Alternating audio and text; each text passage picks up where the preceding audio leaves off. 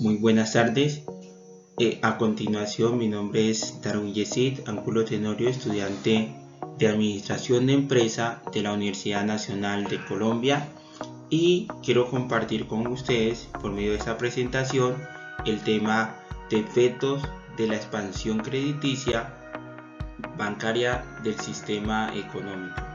Sobre el sistema económico, este es el capítulo 5 del texto Dinero, Crédito Bancario y Ciclo Económico del profesor Huertas de Soto, quien analiza en este texto los fundamentos económicos y jurídicos del actual sistema monetario y crediticio. Este se caracteriza por su alto grado de intervencionismo y regulación y se ha convertido en el talón de Aquiles de las economías modernas. Continuando con esta breve introducción, nos adentramos al contenido de este capítulo 5 de este texto. Bien, los objetivos que vamos a desarrollar van a estar puestos en estudiar los efectos que sobre el sistema económico tiene la concesión por parte de la banca de nuevos créditos, lo que se denomina expansión crediticia sin respaldo de ahorro voluntario. Y analizaremos las distorsiones que el proceso expansivo genera. El proceso expansivo de esta banca crediticia que presta dinero, crea dinero sin un respaldo de lo que tiene que ver en el ahorro y que es lo que surge. Entonces hay unos puntos acá importantes. Primero, los errores de inversión, la contratación crediticia, las crisis bancarias como consecuencia de esta expansión crediticia y el paro y la recesión económica. Como primer principio esencial de la teoría del capital, de hablar de cuáles son esos escenarios en los cuales la economía se encuentra estable, en el cual tenemos una economía sana, y el primer principio esenciales de la teoría del capital. Entonces, la acción humana como conjunto de etapas subjetivas, todo comportamiento, conducta deliberada del ser humano va a tener fines, medio, plan, fin y tiempo. Los fines es lo que se va a llamar el profesor Jesús Huerta como valor. Esos fines que establece el ser humano en su autonomía, el individuo que los establece y genera valor, que cree que la realización de ello le va a llevar a obtener valor. Esos fines van a estar determinados por unos medios, por una forma en cómo conseguirlos. A esos medios se va a llamar la utilidad. Esos medios van a pasar por un plan que va a ser establecido por el individuo, una forma en cómo llegar a los fines ya previamente establecidos. Y también nos vamos a encontrar acá como cuarta etapa el fin. El fin es un bien económico de primer orden, es aquello que se consigue y con lo cual se va a satisfacer una necesidad, ya sea económica, ya sea una necesidad alimentaria. Y esto va a tener un escenario importante, y es el escenario del tiempo.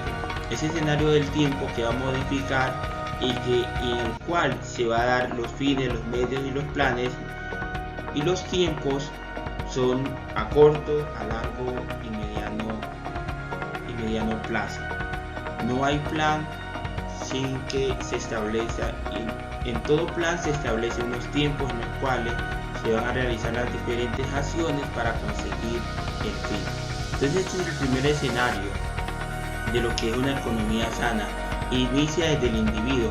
Hay una persona que planea fines, que los ejecuta por medio de un plan, que establece cuáles son los medios, las herramientas, y que también busca satisfacer una necesidad y tiene muy en cuenta el escenario del tiempo. El segundo escenario acá importante va a ser el capital de bienes de capital y bienes de capital. Esto se da por la suma de recursos naturales, trabajo y tiempo. Cuando tenemos esos tres elementos, vamos a tener capital y bienes de capital. Pero ¿qué es precisamente el capital? Pues cualquier cosa para un determinado individuo no viene a ser considerado o no podría ser considerado capital. Entonces, las etapas intermedias de cada proceso de acción, subjetivamente consideradas como tales por el actor que viene a ser el individuo, en la que se plasma o se materializa todo proceso productivo emprendido por el actor. Un bien de capital no es su entidad física, es decir, un bien de capital en sí no puede ser o no se denomina como un trator, como tierra, como conocimiento, sino el hecho de que algún actor considere que dentro de su proceso de acción le va a ser útil para alcanzar a culminar alguna etapa del mismo. Entre los bienes de capital podemos tomar algunos ejemplos como lo es un trator, como lo es poseer tierra, como lo es tener conocimiento, un hacha, un martillo. Según la actividad que el individuo planea realizar, que el individuo quiera ejecutar, alguno de estos bienes de capital mencionados podría servirle, o otros de estos bienes no podría ser útil para conseguir este fin. Es decir, en la medida en que el individuo reconozca que ese capital es necesario dentro del fin que planea buscar, entonces se va a considerar como ese elemento, se va a considerar como un bien de capital. Y encontramos la tasa o tipo de interés, que es la tasa o los tipos de interés, como tercer elemento. Entonces la tasa o el tipo de interés se denominará tasa de interés o tipo de interés al precio del mercado de los bienes presentes en función de los bienes futuros. Se va a decir acá lo siguiente: hay un número de personas con una alta preferencia temporal. Estas personas fijan sus intereses en lo que es el proceso, arriesgan lo que pueden conseguir en la inmediatez por lo que consideran que es mucho mejor y mucho más si lo dejan para un determinado tiempo. Pero hay personas con poca preferencia temporal. Estas personas con poca preferencia temporal están más ligadas a lo que son los resultados, a la inmediatez, a lo de hoy, a lo del presente, y sí podrían renunciar ciertamente a esos resultados por algo un poco mayor, pero no con muchas expectativas como las que tendrían las personas con una mayor preferencia temporal. Entonces se establece como el precio que hay que pagar, el tipo de interés se va a establecer como el precio que hay que pagar para tener un número determinado de unidades monetarias con carácter inmediato, es decir, con carácter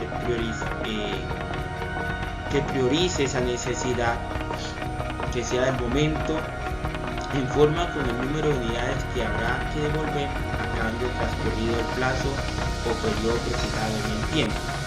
Y la tasa o el tipo de interés se da precisamente por esta motivación de la preferencia temporal. Si no hubiese una preferencia temporal, aún sea esta mínima, pues la tasa o el tipo de interés sería una de las cualidades que muy poco se podría estudiar. Estos tres elementos que hemos visto son de lo que se establece dentro de una economía sana.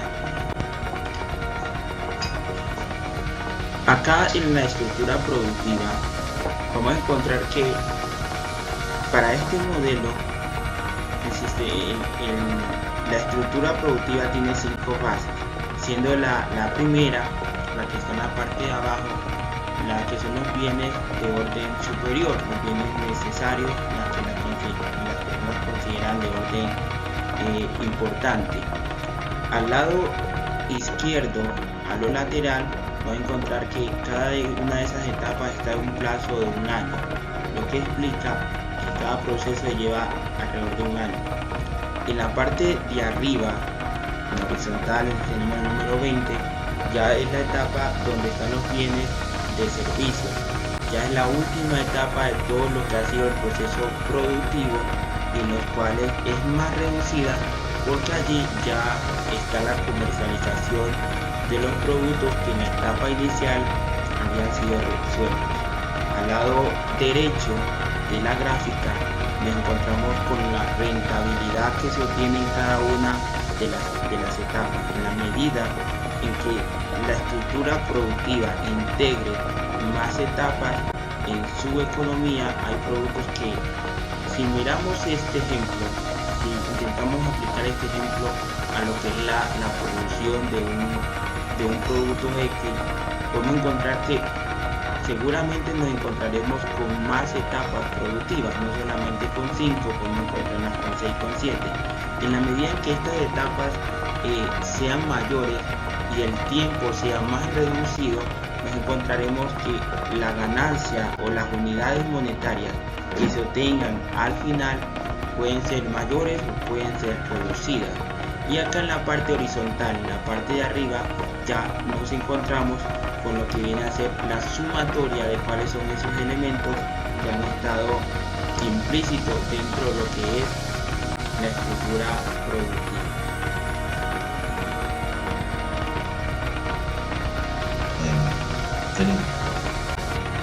Algunas de las consideraciones importantes y complementarias a esta estructura de la producción es que, en primer lugar, nos encontramos con la arbitrariedad de la selección del periodo temporal de cada etapa. Pues acá para el ejemplo se tomó de un año, pero no toda etapa productiva dura alrededor de un año. Unas duran menos, otras duran un poco más, otras quedan en transición por mucho tiempo. Entonces, dentro de estas consideraciones del modelo se debe tener muy importante cuál es el tiempo que va a tomar cada etapa de la estructura productiva del producto al cual se esté analizando. Segundo, la no utilización del erróneo concepto de periodo medio de producción.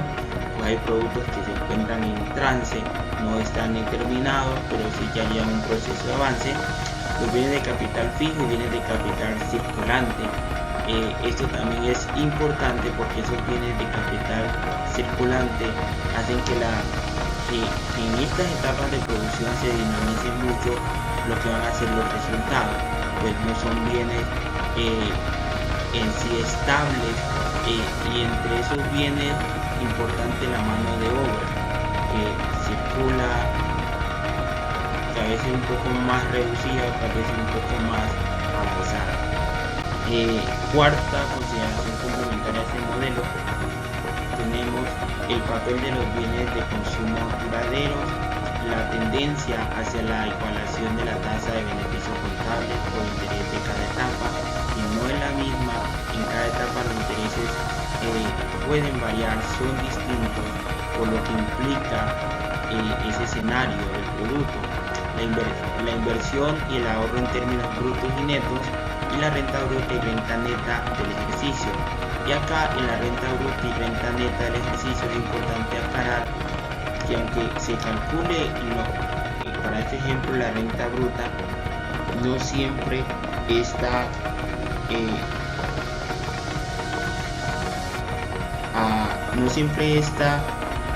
va a tomar todos los elementos que podrían hacer que su cálculo varíe, sino que ya lo toma en la parte final del proceso, pero no tiene en cuenta aquellos elementos que se dan en las fases productivas iniciales, en las primeras etapas, segunda y tercera etapa, sino que se calcula desde ya el producto terminado. Continuando, aquí tenemos el ejemplo, la gráfica, lo que es la renta bruta del ejercicio que acabamos de establecer, en los cuales podemos determinar cuáles han sido en los diferentes escenarios de lo que es la renta de los capitales, cuál ha sido el interés y la ganancia que han tenido aquellos inversores en el proceso. Y se va a proponer las tres formas distintas del proceso de ahorro voluntario. Si bien lo que hemos visto hasta aquí nos ha permitido entender cuál es el escenario en el cual se parte un proceso productivo que surge en la mente del individuo, quien traza pues proyectos, quien traza mecanismos, quien considera cuáles son los bienes de capital necesarios para llevar a cabo aquellos fines y aquellas metas propuestas y la utilidad de ellas. Y en acá nos encontramos con las tres formas distintas del proceso de ahorro voluntario. Pues el proceso de ahorro voluntario en la economía va a tener o va a ser analizado por tres perspectivas distintas. La primera, los capitalistas de las distintas etapas de la estructura productiva decidan modificar la proporción en la que venían invirtiendo. Entonces, ¿cuáles son los elementos por los cuales las personas se ven interesadas a ahorrar para que luego la banca tenga ese respaldo para prestar? Uno va a estar en que los capitalistas van a considerar que parte de lo que es el dinero, el capital económico, ha de ser invertido en otras etapas de la producción y no como lo venían haciendo usualmente. Consideran que es mucho más necesario invertir en lo que es tecnología, para ejemplificar esta parte, que es mucho más necesario invertir en mano de obra, y esto va a implicar que algunos rubros económicos se muevan, se potencialicen más en unos escenarios y en ciertos ámbitos de ese ciclo productivo, y en otros ámbitos se vea reducido. Y esto va a causar un ahorro que va a ir a parar en la banca. Segundo, que los propietarios de los factores originarios de producción, quienes van a ser los trabajadores y los propietarios de los recursos naturales, decían no consumir como lo venían haciendo. Es decir, aquello que ingresaba fruto de haber realizado el trabajo, de haber realizado la labor, aquellas personas propietarios de estos ingresos van a considerar que no van a consumir en la misma proporción que lo venían haciendo. Y este dinero que no se consume, que no se está dedicando a este escenario, como se hacía en la actualidad, entonces es un dinero que va a ir a parar lo que es el ahorro. Y esto también va a conllevar a que haya un incremento en el ahorro. Este es uno de los factores importantes que conlleva hoy en día a que más personas, igual que los capitalistas, ahorren. Y último, los capitalistas, en la medida que perciban renta neta en beneficios contables e intereses de mercado, deciden no consumir íntegramente sus ingresos, sino que van a dedicar una parte del mismo a prestar.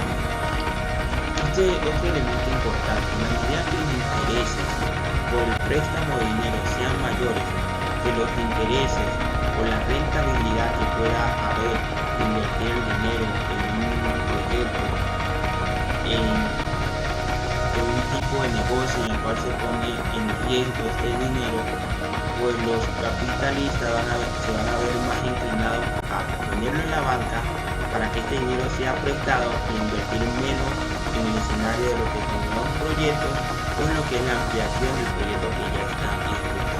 Entonces estos tres elementos orientan o nos dan a entender cuáles los factores que conllevan a que las personas, los capitalistas, los trabajadores decidan ahorrar su dinero en vez de ponerlo a circular en diferentes tipos de negocios. Vamos a mirar acá cuáles son los efectos de la expansión crediticia cuando no existe un respaldo debido a que no hay un ahorro, sino que en este escenario el banco, las entidades financieras crean y prestan dinero sin un respaldo, sin que haya un ahorro. Entonces, cuando pasa esto, cuando hay una creación de dinero por parte del sistema bancario y su materialización en forma de crédito sin el respaldo de ahorro, y unos efectos reales sobre la estructura productiva. Uno de los efectos que ocasiona esto, que el banco cree este dinero en la expansión crediticia. La expansión crediticia va a hacer referencia a lo siguiente: es el escenario mediante el cual el banco decide prestar dinero que va a parar lo que van a ser las etapas de producción, van a extender las etapas de producción. Esto es muy bueno en alguna medida, pero termina generando a la final algo que podríamos denominarlo como una afectación a la economía. Y vamos a ver cómo responde el mercado ante esta expansión crediticia que se origina por las entidades crediticias, por los bancos que prestan dinero sin tener un respaldo que se da por el ahorro de los capitalistas. Entonces, cuando sucede esto, el mercado reacciona de la siguiente manera. Primero, suben los precios que hay que pagar por los factores originarios de producción, es decir, por obtener la materia prima, por obtener la mano de obra, por todo lo que genera, los costos que generan producir algo, comienza a elevar los precios. Hay una subida de precios. Segundo, hay una subida en los precios de los bienes de consumo. Si primero hay una subida en los precios para producir aquellos bienes de consumo y posterior hay una subida y como consecuencia hay una subida de los bienes finales, ya lo que están en la parte de los servicios. Entonces los bienes finales van a subir, van a ser más costosos. Colocando un ejemplo acá, si el arroz tenía un precio de 2.000, ahora sube un poco más, y esto hace que el dinero o valor adquisitivo que pueda tener el dinero se reduzca un poco más para establecer. Y tercero, va a reaccionar el mercado de la siguiente manera: va a haber un gran aumento relativo de los beneficios contables de las empresas de las etapas más próximas al consumo final. Entonces, esas empresas que se dedican a la comercialización de esos productos que en otras etapas están produciendo van a tener una cierta ganancia, ya que están vendiendo a mayor precio y pues están manteniendo sus mismos costos que tenían en un principio. Cuarto, el efecto Ricardo. Este efecto Ricardo que se explica o que explica el escenario en el cual los salarios aumentan en la medida en que aumenta la producción de bienes y servicios. Entonces, en este escenario va a ser un efecto Ricardo contrario o adverso. Va a haber reducción de los salarios y va a haber reducción de personal. Y esta reducción de salario se va a dar porque se quiere compensar aquellos dineros que están saliendo para adquirir la materia prima. Quinto, y es el incremento de los tipos de interés de los créditos a un nivel superior que tenían antes del aumento en la etapa de expansión crediticia. Los bancos van a subir sus intereses, ya que el dinero que se está prestando está yendo a parar lo que es la etapa productiva, quieren prestar, quieren invertir, y los bancos van a subir sus tasas de interés, ya que hay un gran interés de las personas para prestar dinero e iniciar proyectos de inversión. Sexto, y es la aparición de pérdidas capitales. Acá ya se va a ver lo que es el debacle de todo esto que ha sucedido con la expansión crediticia que está originada por los bancos. Entonces, en este escenario, las empresas de las etapas más lejanas del consumo van a ver sus cuentas bancarias,